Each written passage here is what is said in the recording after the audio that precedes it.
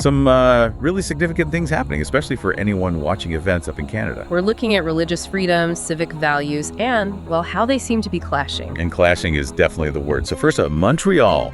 The report details this $2,500 fine against a church there. Right. For hosting a concert, Sean Feucht, a Christian musician. And the reason? No permit. Sounds straightforward, maybe, like just some paperwork issue. But the briefing digs deeper into why there was no permit. Yeah, and this is where it gets, frankly, pretty infuriating. The city apparently denied the permit because, and they actually said this, the event runs counter to the values of inclusion, solidarity, and respect championed in Montreal. So not about noise, not about safety. No, it seems like a clear ideological judgment. Basically, the city government deciding what kind of religious expression fits their preferred values. Yeah. It's a worrying step. And it's not just a one-off for this musician, Sean Feucht.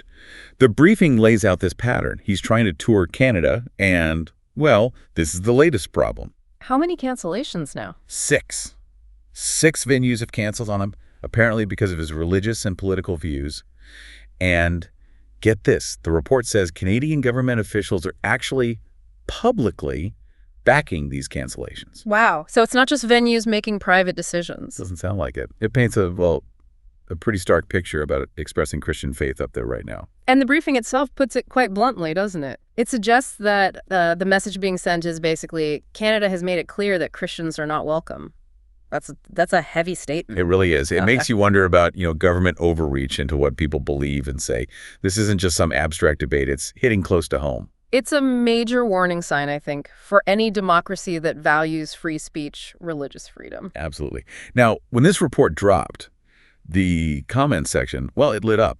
People had a lot to say. I saw some of those. One person just put it out there, defiant, quote, he must be doing something right. Huh. Yeah, well, sometimes opposition like that just strengthens resolve, doesn't it? It shows you're hitting a nerve. Exactly. And someone else brought up this tactical point that kind of makes you sigh. They asked, why didn't they just bill it as a worship service? Right. Like you have to play these word games, these semantic gymnastics, just to, hold a religious event? It says a lot, doesn't it, about how certain things are viewed versus others. It really does. And speaking of strong views, there was another comment that didn't mince words, just, the Canadian government is a disgrace. The Canadian people deserve better. Yeah, that captures a lot of the frustration you see in the responses. People feel things are going in a bad direction for our neighbors. And this last comment we pulled really nails the core tension here.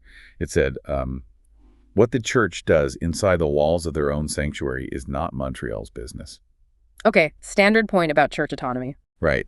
But then it adds this kicker. They probably would have been fine with drag queens, though. Ooh. Yeah, that cuts right to it, doesn't it? That perception of a double standard. Exactly. It brings up this whole issue of whether these values like inclusion are being applied universally or if they're, selectively used to favor certain views and suppress others, especially traditional religious ones.